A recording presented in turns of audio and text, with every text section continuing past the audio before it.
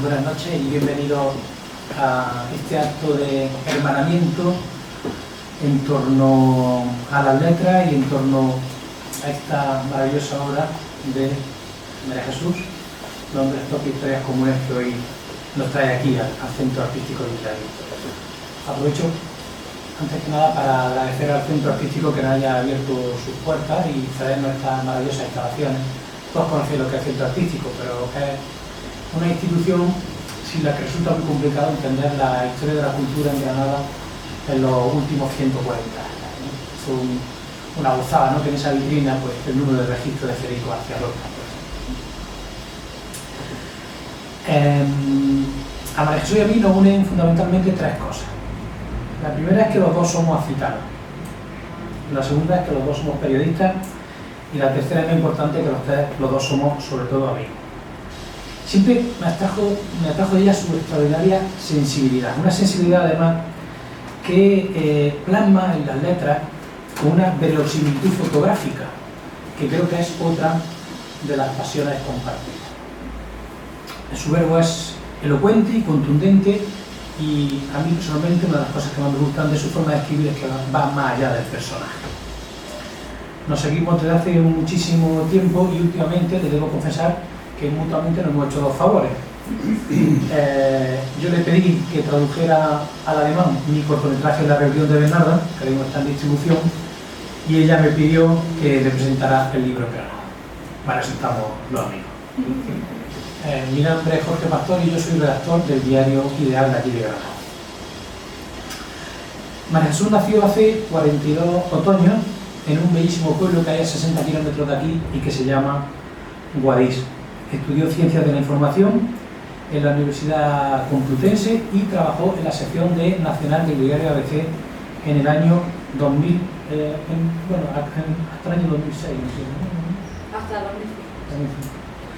En 2006 recibió el premio Periodismo Ciudad de Guadix por sus columnas en el periódico Guadias y después de un periplo de comunicación institucional en la Comunidad de Madrid, pues se nos marchó a Berlín, donde está desde entonces, donde reside desde entonces, y donde sí mantiene una actitud muy activa y está vinculada a la comunicación a través de asociaciones como una asociación de migrantes hispanohablantes que se llama Mamis en Movimiento.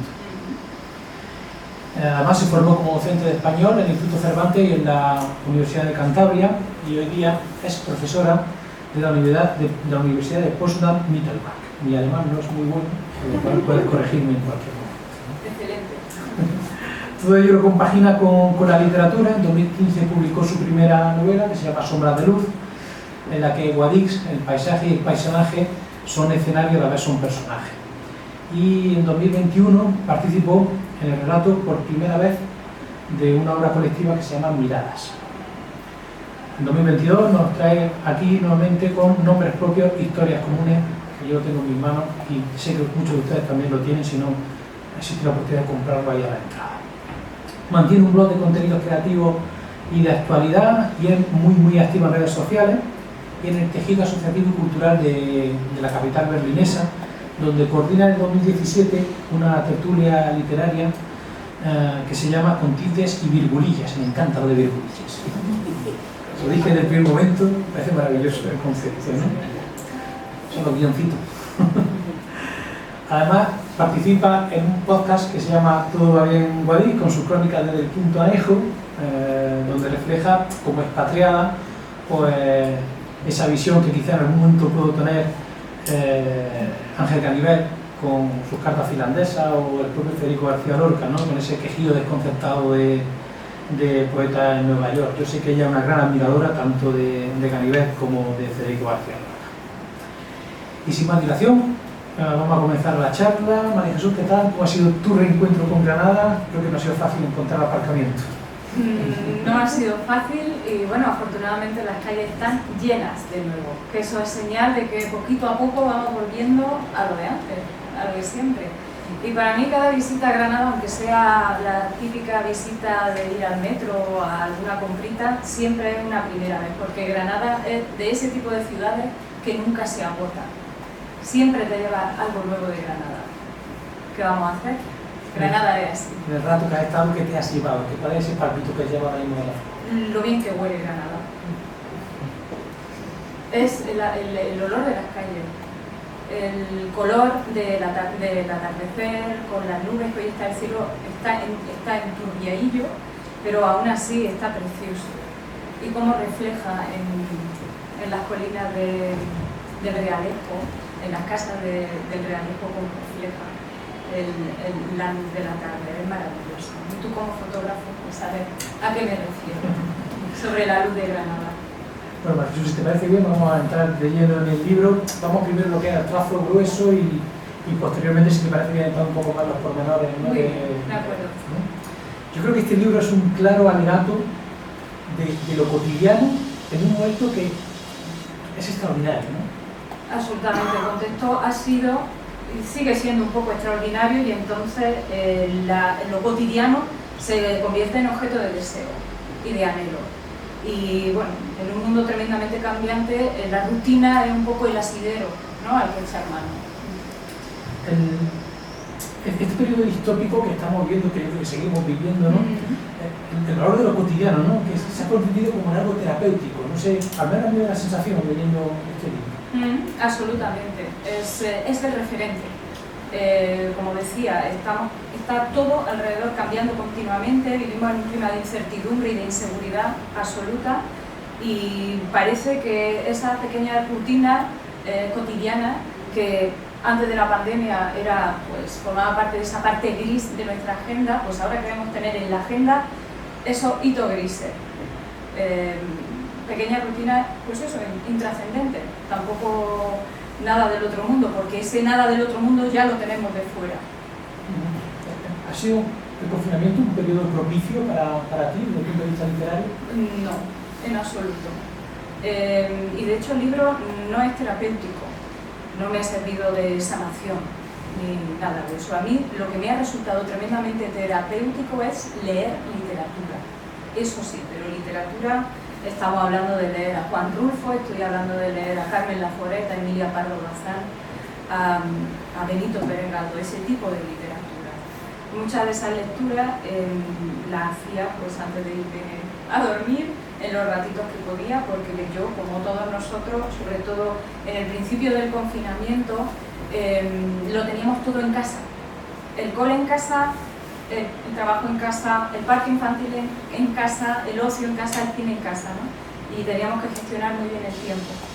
Y no podía tener esa habitación propia que reivindicaba Virginia Woolf, ¿no?, lamentablemente, porque el salón era multiuso.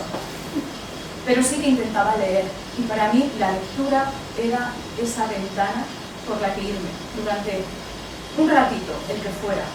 Lectura en solitario y también lectura en el grupo de lectura con Tita y Virgulilla, que ha sido una salvación, tabla de salvación para todas las personas que formamos parte. Aquí hay personas que forman parte del grupo y no detuvimos la actividad lectora durante la pandemia. Todos los meses seguíamos reuniéndonos por videoconferencia, como hemos hecho prácticamente todo durante ese tiempo.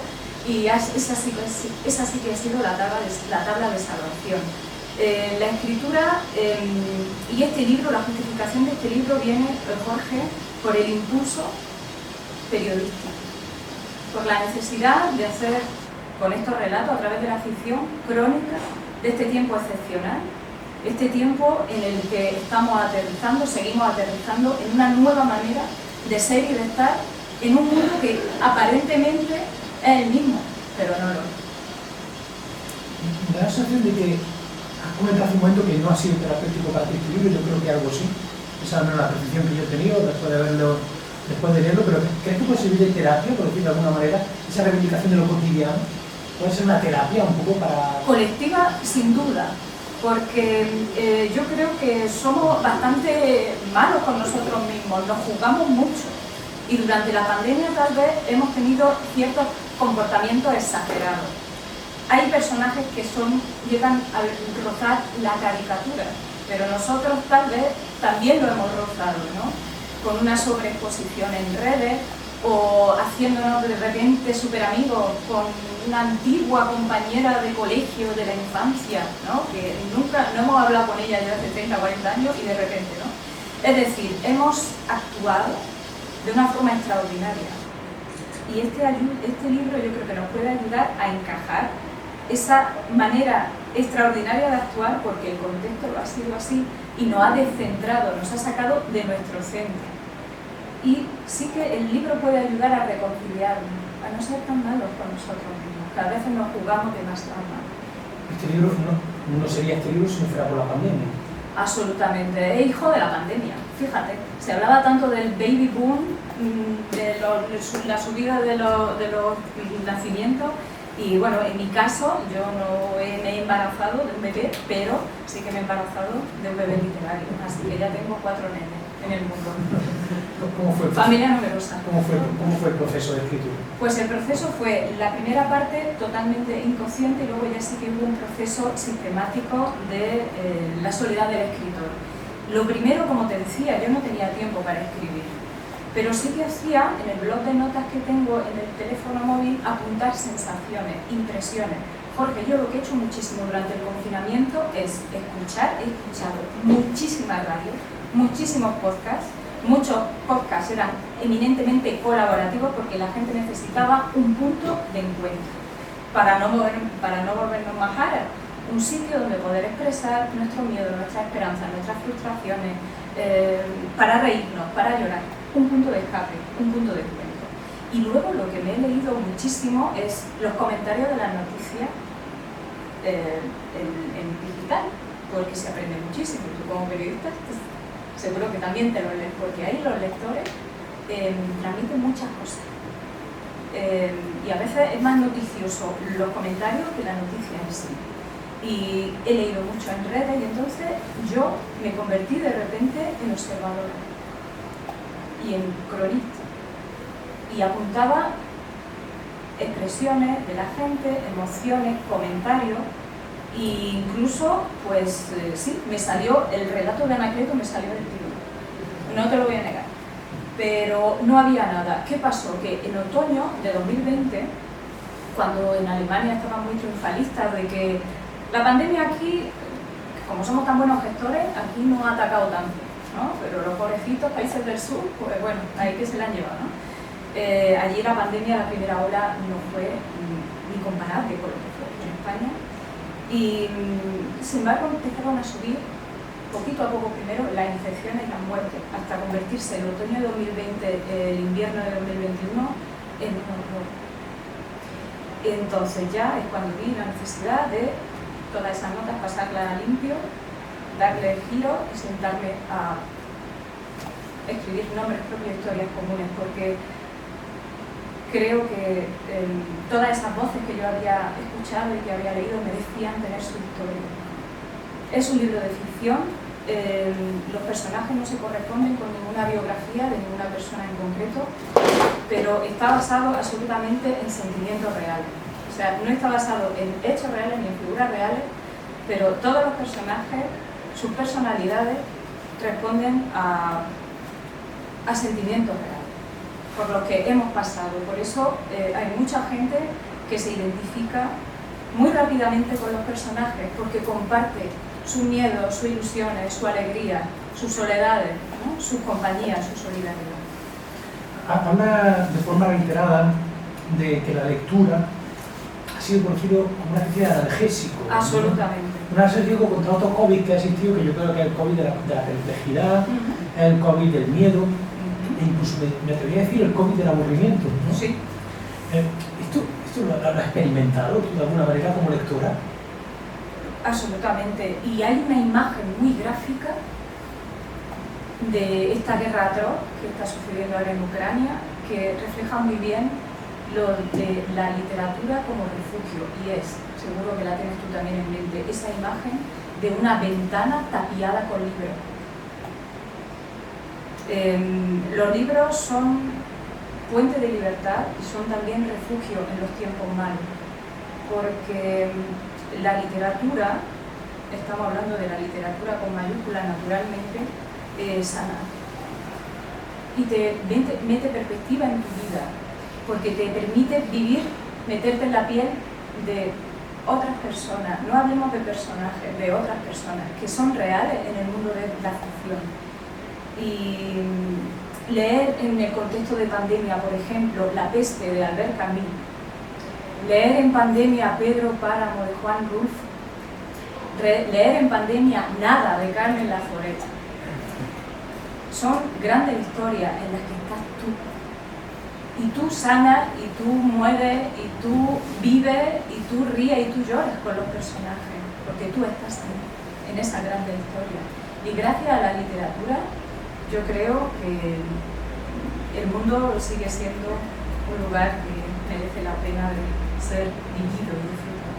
Y viendo desde el otro lado de la barrera, también estos momentos de tribulación, también ha sido un momento propicio para la creación, ¿no? Porque hay un verdadero boom de proyectos. Sí. Ya no es tanto en sí el hecho de que haya muchos estrenos que se hayan retrasado, sino que la gente ha creado, ¿no? Ha sido como un torrente de imaginación ahí que se ha canalizado a través de proyectos creativos súper interesantes, ¿no? Que ahora mismo estamos viéndolo, por ejemplo este, ¿no? Sí, y se están viendo también en las pantallas, por ejemplo, La rebelión de Bernarda.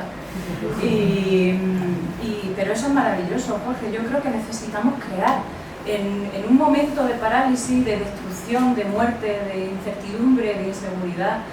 Tú repasas todos los periodos de la historia, los más convulsos son los más creativos.